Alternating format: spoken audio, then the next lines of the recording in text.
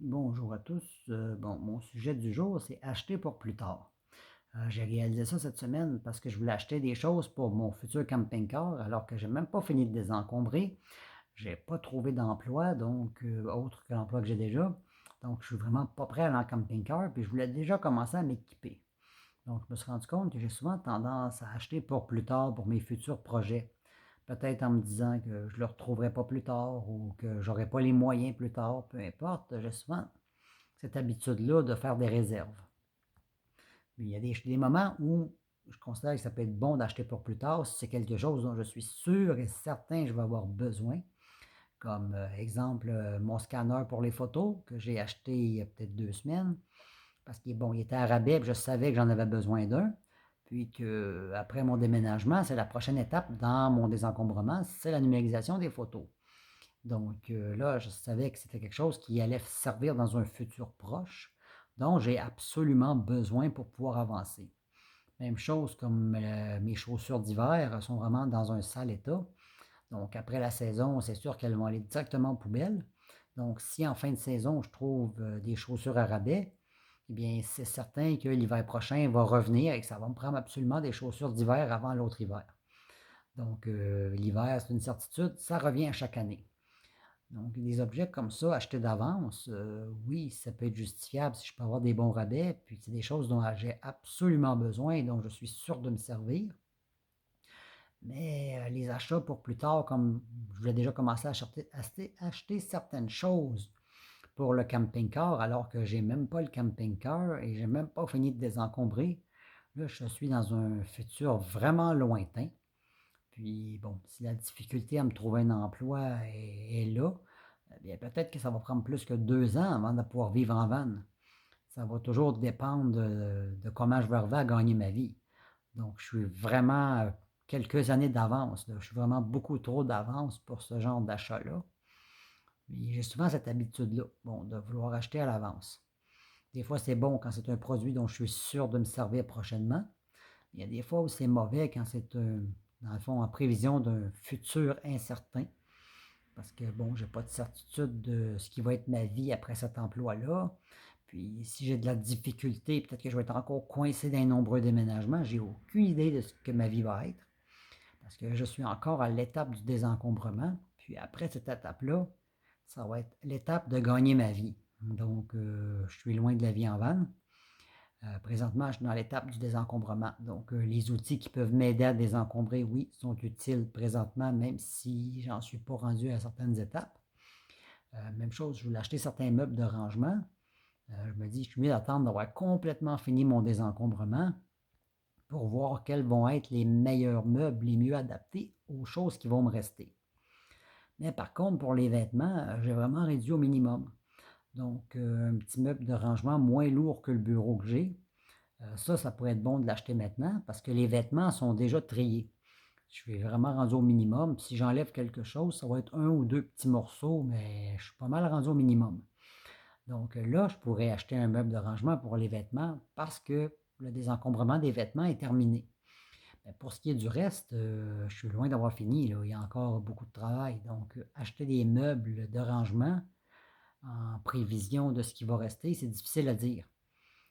J'ai 2 étagères, c'est juste des souvenirs. Donc, un coup ça vidé, il y a les objets qui vont suivre, comme j'ai beaucoup d'extensions de fils que je garde, parce que je ne suis pas sûr de quel fil va avec quel appareil. Donc, si c'est un appareil où je dois copier les photos, où j'ai plus le fil, je vais être mal pris. Donc, j'ai aucune idée à quel point ça va diminuer mon inventaire quand je vais avoir fini de tout numériser les souvenirs, puis de vraiment faire un gros ménage. Donc, ça serait un petit peu tôt pour commencer à acheter des meubles de rangement. Puis peut-être que je vais trouver des idées aussi pour mieux placer les choses. Donc, je suis un petit peu trop pressé là-dessus. Comme dit, il y a rien que les vêtements, parce que ça, c'est terminé. Donc, ça, je peux me permettre de le faire. Puis, j'ai souvent cette habitude-là, on dirait que de vouloir acheter d'avance. Je me disais, des fois, ça peut être bon, parce que c'est des choses, bon, que je sais que je suis rendu là. Puis, il y a d'autres choses que c'est comme, c'est vraiment beaucoup trop loin. Je vois trop loin dans l'avenir, si on peut dire. Et oui, je vais avoir besoin de rangement mieux que ce que j'ai là présentement parce que bon, les étagères de plastique prennent beaucoup de place, mais avant d'acheter, il faudrait que je vois où je vais habiter. Que ce soit dans un van ou dans une maison de chambre, mes besoins en rangement ne seront pas les mêmes. Donc, je ne peux pas vraiment prédire ce que je vais avoir besoin dans le futur, excepté pour les vêtements, parce que bon, l'hiver va toujours être là. Donc, si j'ai un vêtement usé que je dois remplacer, je sais que je vais le porter plus tard. Même chose, si mon maillot de bain est usé, je sais que l'été d'après, ça va m'en prendre un. Donc, remplacer ce que j'ai déjà qui est utile, oui, ça peut être bon de l'acheter d'avance en fin de saison pour la saison d'après, parce que l'autre saison va venir d'une manière ou d'une autre, ça c'est une certitude. Puis il y a d'autres projets d'avenir qui peut-être qui aboutiront jamais. Donc les suppositions, ce que j'espérerais, c'est pas encore rendu là. Donc, il vaudrait mieux que je me retienne d'acheter des choses, puis j'ai cette habitude-là. On dirait que j'ai toujours peur un jour de ne plus être capable de l'acheter, que mes moyens financiers ne me le permettent plus ou que l'objet soit plus trouvable.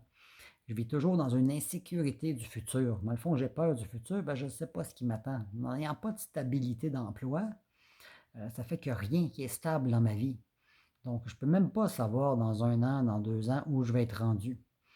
Malheureusement, je ne peux pas croire comme mon grand-père, qui, lui, a travaillé pendant 40 ans au même endroit, puis il a resté 60 ans dans la même maison. En fait, il a acheté sa maison peu de temps après avoir eu son emploi, puis il est resté là, passé l'âge de sa pension. Quand il a quitté sa maison, c'est parce qu'il était plus autonome. Donc, lui, sa vie était vraiment. Il ne se cassait pas la tête sur le futur. Il savait où ce qu'il travaillerait dans 1 an, dans 2 ans, puis dans 5 ans. Parce que son emploi était stable. Donc, il savait où il s'en allait dans la vie. Il ne se cassait pas la tête, bon, où je vais être. Moi, c'est toujours ça. Où est-ce que je vais travailler, quel contrat, dans quelle ville, où je vais habiter, est-ce que je vais arriver à me loger, est-ce que je vais être encore pogné avec un maudit appartement trop cher, est-ce que je vais arriver à trouver une chambre avec un prix raisonnable. Si je me casse toujours la tête, j'ai toujours des inquiétudes. C'est un petit peu pour ça que je me disais la vie en van peut être intéressante. Parce que je n'aurais pas à me casser la tête où je vais rester. Je vais toujours habiter dans le même van. Ça serait intéressant. Puis ça me permettrait aussi de pouvoir quitter parce que je déteste profondément l'hiver. Donc c'est sûr que c'est quelque chose d'intéressant. Pour vivre en chambre, il faudrait que j'ai une certaine stabilité parce que plus on s'éloigne des grands centres, des grandes villes, moins il y a de chambres de disponibles. Puis souvent, ce qui reste, c'est pas nécessairement des places que j'ai envie d'habiter. Si c'est pas sécuritaire, il y a des places où il n'y a même pas de porte qui barre. C'est certain que je n'habiterai pas dans ces endroits-là. Donc, dans une grande ville, mettons dans une banlieue, parce qu'à Montréal, il y a beaucoup de chambres à louer. Mais si on tombe dans des banlieues, ça commence vraiment à diminuer, là. Sans nécessairement s'éloigner. À 30 minutes d'une grande ville, on commence déjà à avoir très peu de choix de chambres à louer. Ce n'est pas ce qu'on retrouve en plus grande quantité. C'est peut-être 1% de tout ce qui se loue sur le marché. Donc, ça reste une inquiétude permanente. C'est un petit peu ça. Je pense que c'est mon idée de toujours vouloir acheter pour plus tard. Je pense que c'est la peur de manquer, mais comme dit, à force de vivre dans l'incertitude, à un moment donné, j'ai des inquiétudes sur l'avenir, carrément. Puis peut-être qu'en achetant d'avance, ça me rassure. C'est difficile à dire. Bon, c'est un petit peu ma pensée du jour.